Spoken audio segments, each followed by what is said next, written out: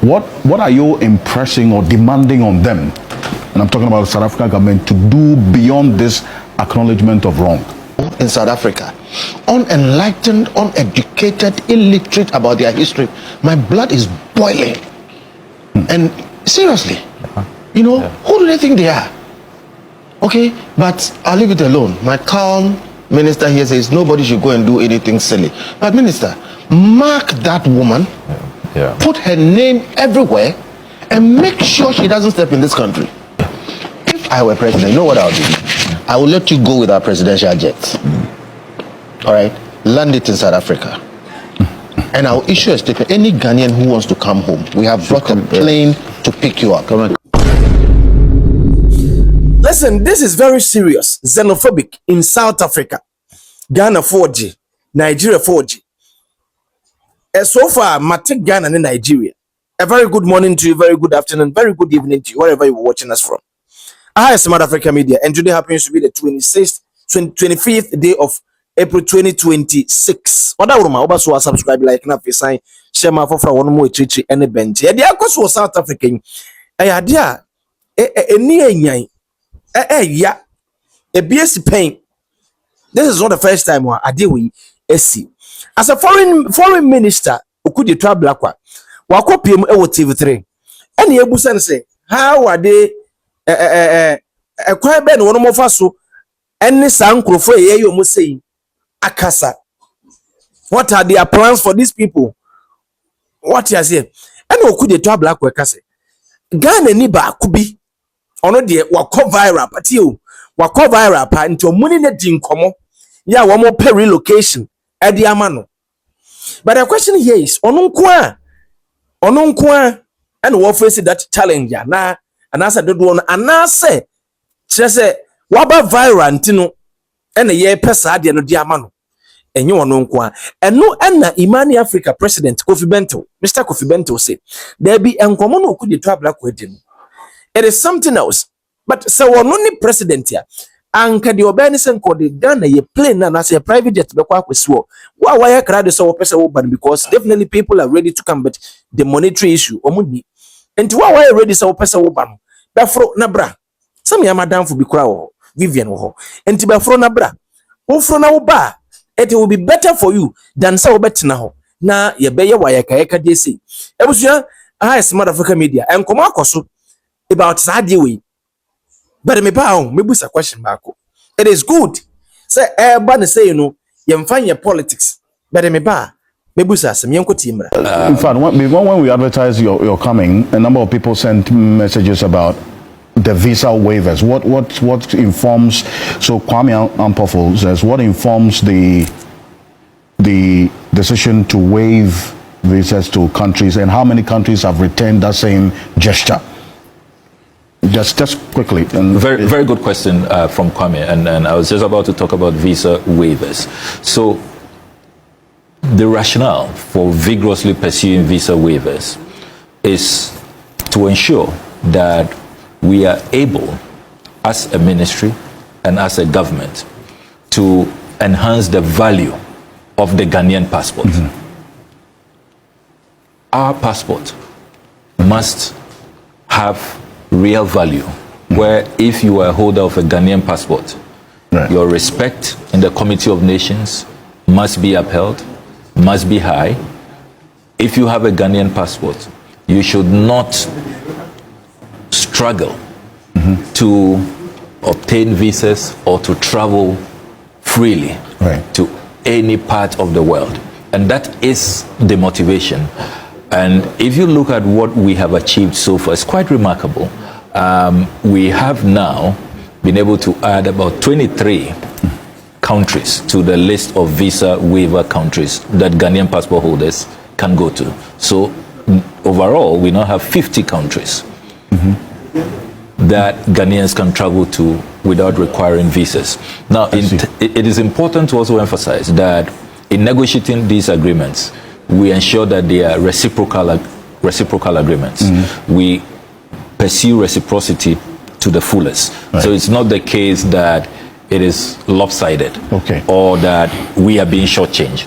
So to satisfy Kwame's inquiry, we make sure that this is reciprocal. So if, for example, the 3 countries that Cabinet approved only this week, Zambia, the Maldives, Antigua and Barbuda, these 3 countries, you'll notice from the agreement, which will soon go to Parliament for ratification under Article 75 of the Constitution, all the 3 categories of passports, ordinary passports, service passports, and official and diplomatic passports, are all covered. And it is the same for these countries, citizens in these countries. So Zambians, citizens of the Maldives, of Antigua and Barbuda, can also, holders of all those passports, can also visit our country visa-free.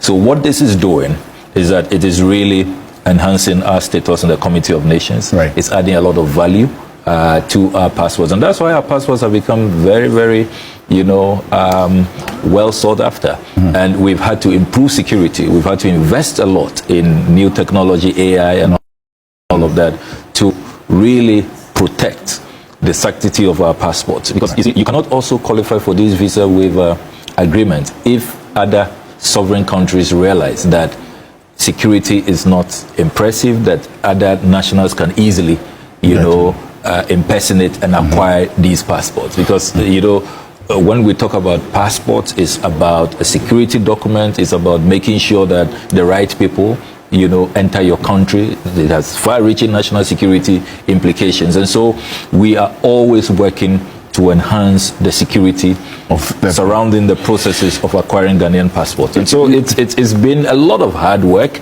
and I must say that the hard work is paying off. The results are clear, and within all our multilateral organizations, Ghana is celebrated. We are mentioned with a lot of esteem and pride. Remember that our President John Dramani Mahama, ECOWAS has passed a unanimous resolution. It was first the Council of Foreign Ministers all signing to a resolution that when it gets to West Africa's turn to chair the African Union, Ghana should go on a post. When I made the proposal, colleague foreign minister said, why not? We'll support you. And then heads of state of ECOWAS endorsed it. And so the authority of heads of state have all now signed. And President Mahama can be described as the AU chair in waiting. He's the AU chair, yes, the African Union chairman in waiting. He will take over in February 2027 next year. He's now the first vice chair. So you can see that even amongst President Mahama's peers, that respect. And don't forget that the last Ghana chaired the African Union was about 20 years ago, President J. Kofi, and this will be the only second time in our history since the OAU was formed in 1963 that you're going to have a Ghanaian president lead it. So these are really exciting times for Ghana.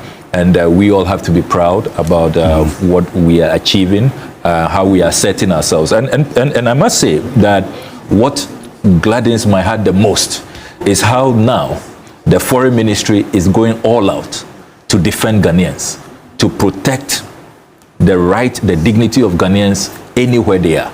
We have sent a very clear message to the international community that Ghanaians are untouchable, that Ghanaians' rights must be respected, and that the Foreign Ministry of Ghana, the Mahama administration, will not look the other way, will not be silent when Ghanaians are being abused, when Ghanaian rights are being violated, when Ghanaians are being harassed. And that is why I've traveled as far as Ukraine, for example, to negotiate the release of 2 prisoners of war being held by the Ukrainian authorities. These are young Ghanaians who were lured to fight on the front lines in Russia. I've gone as far as Latvia, to demand justice for the young Nana J, the student who was killed in very, very, horrendous circumstances. And we will continue. I mean, you remember what happened when Ghanaians were being maltreated in Israel.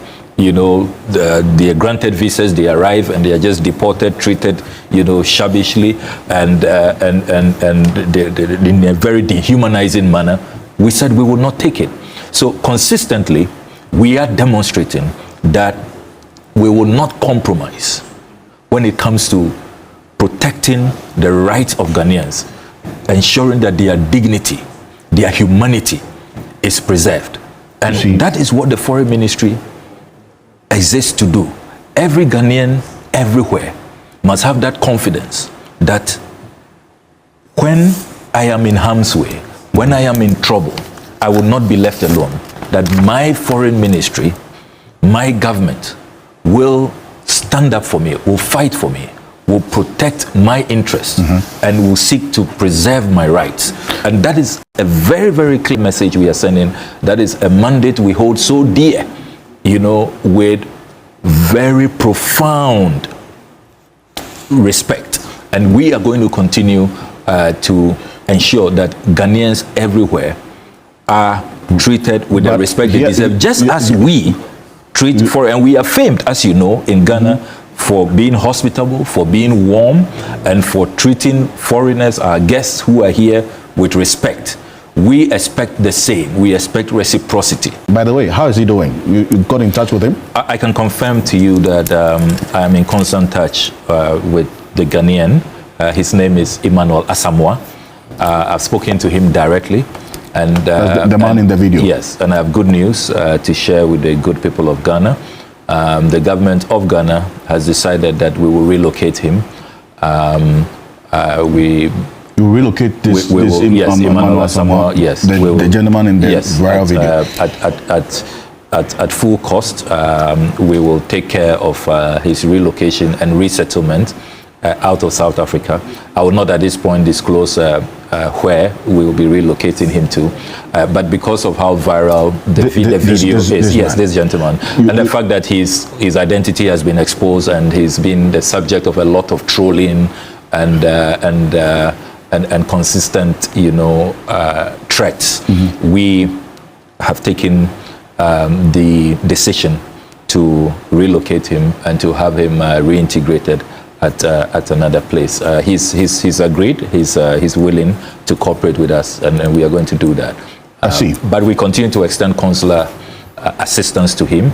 He's doing very well.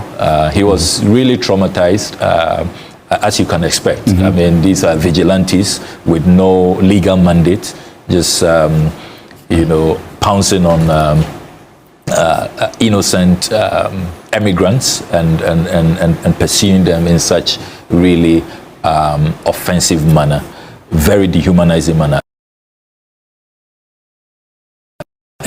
And let me state for the record that we have checked, and indeed it's been confirmed by South African authorities, that Mr. Emmanuel Asamoah is not an illegal. So they're asking for documentation, which he has in that video, yes, for him to produce documents and so on. So that was another issue that came up, that if he was living there illegally, then the steps must be taken to regularize that situation.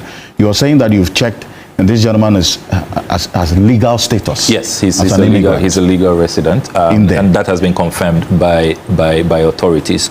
Indeed, yesterday, the High Commissioner of Ghana to South Africa was invited to a meeting at the Vice President's office, the South African Vice President. And another apology was rendered, and that was confirmed that he's not an illegal migrant. He's law-abiding. He had broken no law, and the authorities reiterated the point they made in their statement that it is not for citizens to go around demanding legal documents or resident permits of other guests, other Africans living in South Africa. And that they should recognize that that is solely the mandate of the South African. So this is Jacinta Zuma, and this is her explanation to you, essentially, because this she got in touch with people around her because of the conversation. She's justifying or explaining why this happened. That she says we did something to Nigerians and so on, and the fact that we should fix the country and let people stay here to work. That's the explanation. You heard her for yourself. Now, what have you got to say on this? Her ignorance and bigotry is most alarming. Look, first of all, when you listen to this lady, she clearly does not know that Ghana is hosting currently, as we speak, by official records, 3,194 South Africans who are living here. If you check our NIA data, the number of South Africans who have registered as non-Ghanaians to obtain the Ghana card, 3,194. 3,194 official statistics. So, to make the claim that if you travel out of your country, then you're probably out of your mind, you don't want to fix your country. Is she aware that there are over 1 million South Africans living outside South Africa? I mean, these are official statistics. And then this claim that you want to blame foreigners for crimes. So 65%. Crime should be handled as crime. Perpetrators should be punished. You don't distort it and use the unfortunate high crime in South Africa, which we all empathize with South Africans. I know many Ghanaians who have been victims of crime in South Africa. But you do not, because of bigotry, because of hatred, blame that on foreigners. But you see, this lady has to be taught some history. The Africans you are targeting today are the very people responsible for your liberation. It is us who came together, joined forces. Indeed, if you read Nelson Mandela's book, and I brought a copy here, Long Walk to Freedom, the Madiba, Nelson Mandela, who led the liberation struggle in South Africa against apartheid, acknowledges the role of Ghana and many other African countries in supporting the ANC that led to the liberation of Jacinta and all of these people. And this is not how you show appreciation. Let me read from page 295 of Nelson Mandela's book, Long Walk to Freedom, when he traveled to Ethiopia to address the OAU in the early 60s. This is what he had to say about Ghana. He said, "In my address, I thanked the assembled nations for exerting pressure on South Africa, citing in particular Ghana, Nigeria, and Tanganyika." You know, Tanganyika is now Tanzania. Tanganyika and Zanzibar merged to now have modern day Tanzania, who spearheaded the successful drive to oust South Africa from the British Commonwealth. This is Nelson Mandela addressing African leaders and thanking Ghana, thanking Nigeria, thanking modern day Tanzania for the lead role we played in liberating our brothers and sisters in South Africa. After this address, Nelson Mandela and Oliver Tambo decided to tour the whole of Africa, seeking support, because they had then decided that, look, the ANC must now move up in terms of its strategies. It must now mobilize, form an army. They must escalate to boldly confront the apartheid regime, because the massacre, the killings of blacks was no longer tenable. Where did they get their support from? African countries. True. And Nelson Mandela documents them country by country in his book. For example, if you come to page 300, he says, "In Liberia, I met with President Tubman, who not only gave me $5,000 for weapons and training, but said in a quiet voice, quote, "Have you any pocket money?" I confessed that I was a bit low, and instantly an aide came back with an envelope containing $400 in cash. From Liberia, I went to Ghana, where I was met by Oliver Tambo and entertained by Guinea's resident minister, Abdoulaye Diallo. And he documents leader after leader. In Senegal, he spoke highly of President Senghor. And he said, in the end, President Senghor furnished me. I'm reading from page 302. President Senghor furnished me with a diplomatic passport and paid for our plane fares from Dakar to our next destination in London. And this is how they left Africa.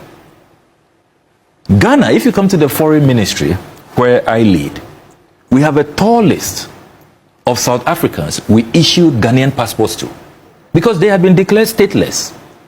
We had to give them aliases so that they can go around, mobilize. Right, beyond this condemnation, what are you impressing or demanding on them? And I'm talking about the South African government to do beyond this acknowledgement of wrong, please. When we summoned the South African diplomats, we made clear that we expect full-scale investigations and that we want sanctions and that those perpetrators should be punished to serve as a deterrence to others.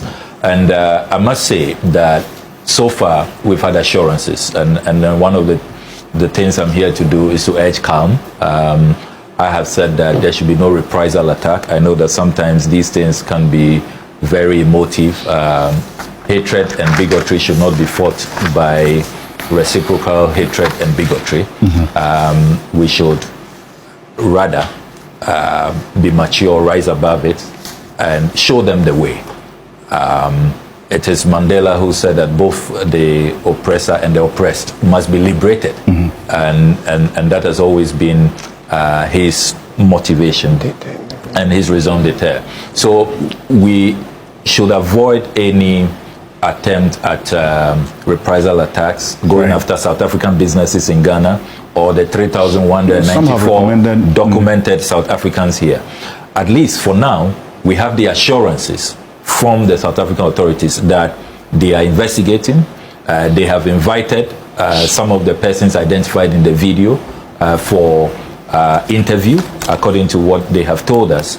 And then if you read carefully the statement issued by the South African Minister of Police, yeah, that's it was a strongly worded statement, and you see how Ghana was highlighted. True. And they said that those targeting Ghanaians and other Africans would not be spared. Yes. And we have to give credit to the South African authorities that they, on this matter, at least this year, this is the first time we are seeing such a strong statement, both from the president and from his ministers, and you are seeing a very firm stance being taken that they will no longer countenance this, and they are willing to go the full hog to bring perpetrators to justice. So I think that so far they are handling the matter quite well, and they give us some confidence. Does it concern you that the AU's deafening silence on this matter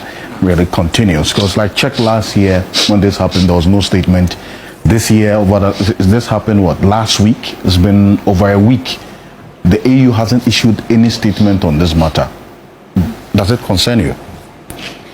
Well, you'll expect an African Union to be more dynamic, more active. But I do know from where I sit that there's a lot of backroom engagements that go on. The AU has reached out, they've called some of us, and I know that they've reached out to the South African authorities. But perhaps it may not be adequate to just leave this within the usual backroom diplomacy. It is always necessary to let the people that you lead, for even the credibility of the organization, and to, you know, build legitimacy and trust that you speak publicly to this. So I will agree with those who say that they want to hear the AU, even though I must concede that they have reached out behind the scenes. Behind the scenes. So Bentil, here's why I bring you in, because of how perennial this has been. And I referenced this since 2008, and the official position of condemnation that doesn't necessarily translate into deterrence, as a matter of fact, to these people who do this on a yearly basis. What must be done differently? So, unfortunately, it's like the state of humanity. Exodus 1:8. It's in the Bible. Exodus 1:8 says, there came a king in Egypt who did not know Joseph. It's a very important statement. What it means is, Joseph is the one Jew who saved that whole country. And they made him a prime minister. He saved the country. Then there came a king. When you are a king, you should know your history. You should have the sense of a leader. You should have a broad appreciation of how you've come where you are and what it takes to take your people forward. But when you have an illiterate in their history, a person who is unenlightened about how they have gotten to where they are, then you have a king who does not know Joseph. It leads to an oppression of the people who once saved you. I'm talking about the Bible. Now, what that led to is the whole book of Exodus. And if you read Exodus, that led to the collapse of a whole nation, Egypt. All right? You will see it as a Bible story. But whether you believe it literally or not, that's what you're seeing. You have these people in South Africa, unenlightened, uneducated, illiterate about their history. My blood is boiling. And seriously, you know, who do they think they are? Okay, but I'll leave it alone. My calm minister here says nobody should go and do anything silly. But minister, mark that woman, put her name everywhere, and make sure she doesn't step in this country. Because what is this? Okay, migration is the history of humanity. We all move around. Okay, and what pushes us is survival. Either war, physical survival, or economics survival. In the case of South Africa, people went there to fight for them. We put our money behind them. All right, we have done so much for them. Today, if you go to South Africa, I don't want to go there. Okay, but our black friends, they don't make us proud. All right, the black people in South Africa don't make us proud. And I'll leave it there because generalizations are always wrong. We should identify the illiterates and unenlightened people like Jacinta and make sure that they don't have peace anywhere outside South Africa. They should stay there. Okay, and make their country work. We are very proud of our country, Ghana, and I'm so happy the gentleman they are talking about was not an illegal immigrant. He had broken no law. He has a sound, solid country in Ghana. He can come here anytime, and thank you for calling him and making him know that he has a country behind him. Patriotism is when you know your country will fight for you, and for that reason you fight for your country. If an American gets locked up anywhere in this country, they'll send warships after them. Okay, and that's what your country does for you. So thank you. Any Ghanaian who gets stranded anywhere, call him, and if they want, send a plane to go and get him. It makes all of us proud that we are Ghanaians. Yes, send the whole presidential jet to go and bring one Ghanaian out, so they know that we have a country we are proud of. I think I'm too angry if you didn't continue. Because you heard her, that sort of justification of that engagement. Every time I hear that woman, I get annoyed. Because one, like I said, to fix our country, and she's crazy. Oh, hold on. No, hold on. I said I wanted to stop. No, when you tell me to fix my country, that's the kind of thing Donald Trump says. Illiterate, unenlightened people who don't understand the history of Ghana and what we have. It was Kwame Nkrumah, one man, who inspired the whole world, including people in America, that the black man was capable of managing his own affairs. He took a country, and we didn't fight a war for it. Okay? Mensa Saba and Co. in the 1800s went to the courts of the Queen of England and argued, okay, for us in English. All right, and wrestled for our lands not to be taken over by the Queen, and they did in South Africa. They couldn't do it. We did it. All right, our independence was not fought for by war. We went and argued it. It was the fruit of our intellect. All right, and the Queen came here and handed it to us. You understand? We Ghanaians, since time immemorial, have Kwaboyi, Kwawunsensei, hired a boat, a ship, put Ghanaians in all the way to England. The things we've done. The Anton William Amo, okay, centuries ago in Germany, okay, was wowing philosophers all over the place. So please, she doesn't know what she's talking about when you talk about Ghana, not this country. And this country is a solid, sound country. We can all remain here. If my brothers here, you people, that's why I keep fighting with you. The politicians, make it work. Okay, but look, I'm happy this gentleman is not running away because he's sort of whatever. He has something to do there. He's doing it lawfully, legally, and all fine. And that is how it ought to be. These South Africans come here. They come here to come do all kinds of things, including their white people come here and come and do all kinds of things. All right, because we need each other. Okay, so look, let me calm down. But honestly, this shouldn't happen. And when it happens, let's all see that it is what you see in Exodus 1:8.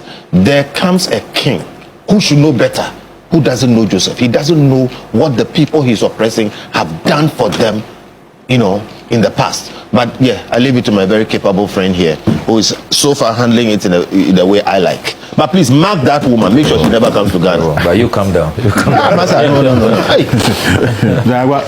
Bring you on this matter. I mean, the foreign minister has given us clear indication of what the way forward is, and then also the decision to resettle the gentleman in question because of the level of exposure that he has had in this video and the threats that he's facing as a result of that as well. Alfred, thank you. And thanks, the Minister and my senior Kofi. I think he said it all for us. It's annoying. And then when I sat there listening to the woman, it's very nauseating, the things she keeps saying. Even after the fact, she's not learned anything, and I'm shocked. You know, I've told myself I won't go to South Africa again. I've been in South Africa once, and I went to Johannesburg. The history was terrible. The experience was bad. The people are just angry. They're angry. And I'm not sure who they're angry at, but the white people who oppress them. Now, they can't confront them. They can't engage them. They can't vent what it is they are angry about to the white people who oppress them. Okay, economically they are trapped. Okay, the factors of production in the country is far beyond their reach. If you go to Johannesburg on a few occasions when I was there, you go and in the mornings they bring pickups and people are going to plantations and they are running to get in the pickup. So as many as can get in the pickup are the ones who have job for the day. So they are trapped. There's a challenge in their country. But this challenge is not due to migrants coming to the country. People who go to the country, as other Africans who go there, they go there to contribute to the economy. They invest. They are not there to take their jobs. They have a situation which is governmental or economic within the setup of their country to deal with. Their government must provide for them, must engage the policies. The people that they are angry and complain about, their fellow Africans, are not their problem. In fact, South Africans are unique in a sense that they are very inward looking. And I make this point very intentionally because of my experience there. I went there, we took an Uber to the Apartheid Museum. We alighted. My phone was left on the seat. I got down to pay the driver. Then the driver bolted. Because phone? Yes, another person in the back said, "Oh, because he ordered the Uber on his phone, the money was taken directly." So I got down to pay him, and once he told me that the money has been paid and deducted from his account, I just shut the door, forgetting my phone was there. So the minute I shut it, I realized my phone was there, and we started calling this driver. He disappeared. In Ghana, he got his phone back. He disappeared. We called him, he shut his app off, we called Uber and all of that stuff. It took us 6 hours, and this guy was moving from Pretoria to here, and eventually we got him at Pretoria. We had to call one of the manager at the Apartheid Museum, called him and spoke their language to the guy. We had spoken to him through Uber. He said he didn't see anything. Soon as he left us, somebody bought the Uber, and so therefore that person must have taken it. Then the lady who was the manager there, we got friendly with her, and she said, "Oh, give me the number." He called the guy who had told us he didn't see the phone. Now in their language, telling the woman, "But yeah, you see the phone. If we can pay him 7,000 rand, he would give us the phone." So we agree we'll pay him. So we chased after this guy. We go here and he keeps shifting. So we called the police. The lady called the police and said, look, what this guy is doing, he might end up bringing people to rob us. So we got plainclothes police people. We've got Uber for them. They sat in it and we had 2 cars. So we got to one position. He said, we are here. It was at 6 p.m. Just tracking your phone. Yes, at 6 p.m. Then this guy showed up. He went home, changed, had guns in his car. Wow. And met us at a location to give him my phone. So the minute he got there, we had the plainclothes police people. Once he got down, they surrounded the car and arrested him. And they checked the car, guns in the car. We took this guy to a police station. You know what? He was arrogantly telling the police people that why are they taking the sides of foreigners against him? That's what he told the police. That's what he told them in their language. So it was a lady who was explaining this to us. So eventually I got my phone, and you know what? He was telling the police people to tell me to pay him because he had to drive from Pretoria to come to shoot at me or to shoot me or to rob me without knowing that we had police people. So if we had gone there without police, this was what this guy was going to do. And he didn't come alone. He came with 2 other people. Okay, guns in the with this an Uber driver. You understand? So they don't just like people coming to their country, but they in their country are suffocating. And what is suffocating them? They can see it, they know it, they can address it.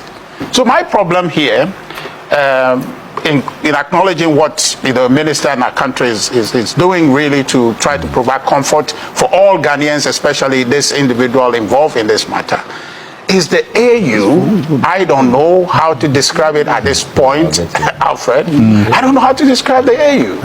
Either it's a moribund institution, whatever it is, the AU has no balls. Because we have a continental organization for a reason.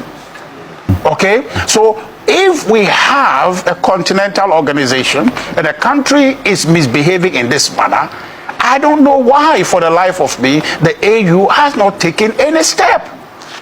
Calling the minister and the government behind the scenes is not what the AU does. It's not what it does. It's not what it's supposed to do. Backdoor engagement. What backdoor? Do front door engagement so the people know.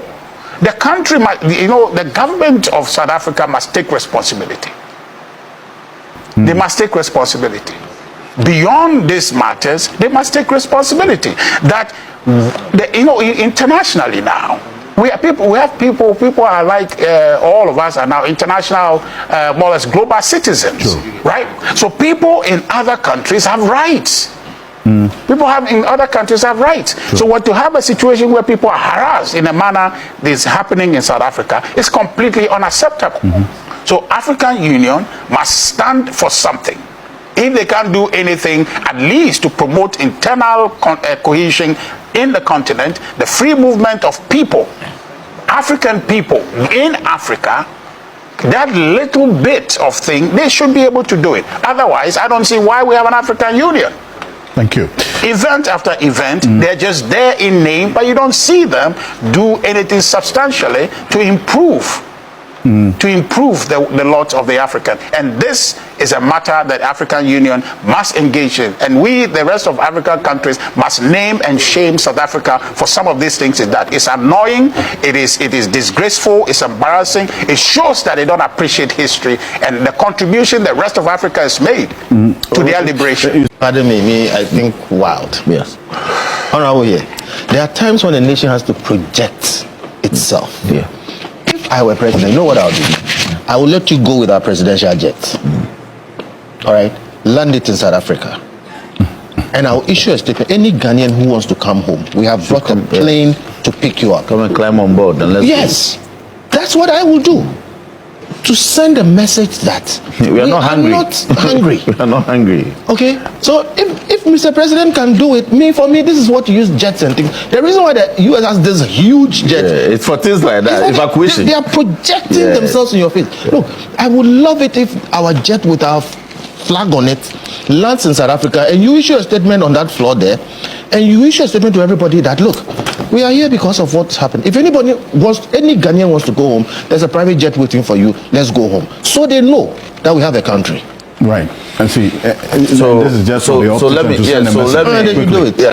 So that me kind of thank God say we find your politics. Yen na ya me say yen find your politics.